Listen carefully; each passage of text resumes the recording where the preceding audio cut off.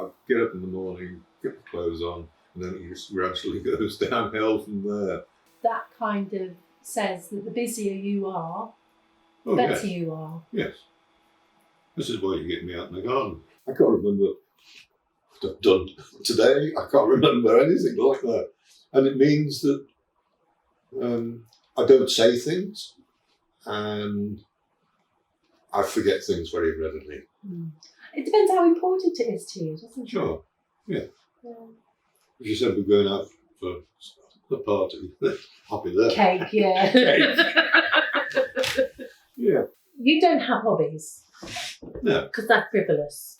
That's always been the way. You've always been very much more serious. Anything you get engaged in has to have a purpose and a meaning and an outcome.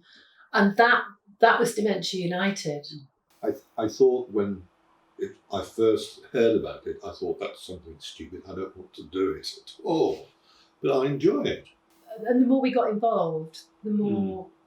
It's doing yourself, isn't it? Well, but it became more and more interesting and to actually realise that you're being listened to really in a meaningful way.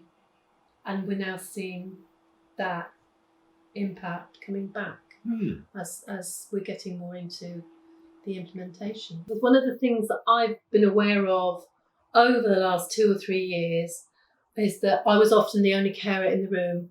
And while I'm perfectly able and do say my piece, I'm only one carer.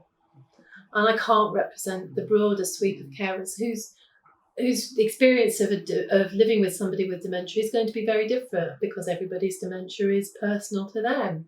We've talked for a long time about establishing an expert reference group so we could draw in more voices and represent a broader sweep of the complexities that being a carer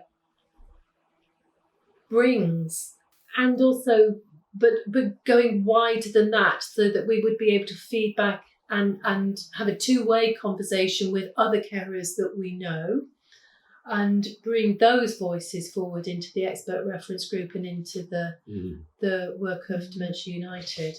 We got involved in delirium. Oh, we did, yeah.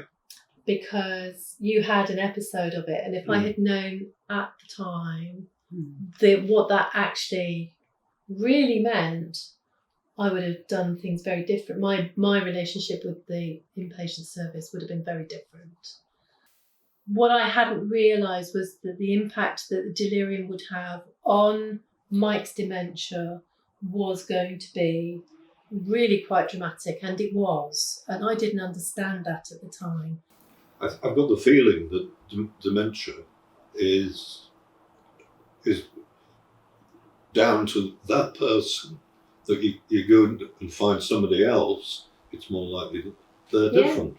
Yeah, exactly. Well, your personality is different to mine, so your brain operates differently, so your dementia will be different. When somebody gets diagnosed, it's their problem. They need a resource to be able to do something about that problem. It's rather like, I don't know, falling over and breaking your neck or something. That you wouldn't go and put a plaster on it. Yes, I think that's a really good analogy. Oh, thank you. If this was another chronic health condition, or a life-limiting condition, if this had been cancer, there would have been a Macmillan nurse there, or somebody from Marie Curie. If this was MS, there would have been somebody else there, a specialist support nurse.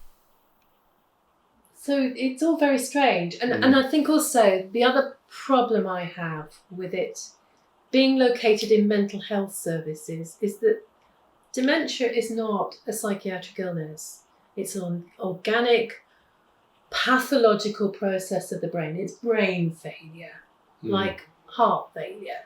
And there are specialties around those diagnoses where the support is very different, that actually they keep tabs on people, they review you constantly. There are medications that help.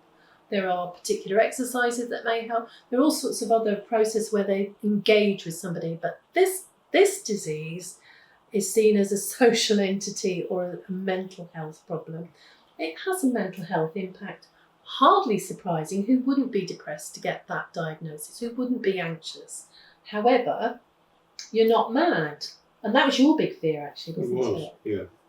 That you were mad. And it's not. It's just a general process of your brain slowly letting you down and making it harder to do Sure, things. yeah.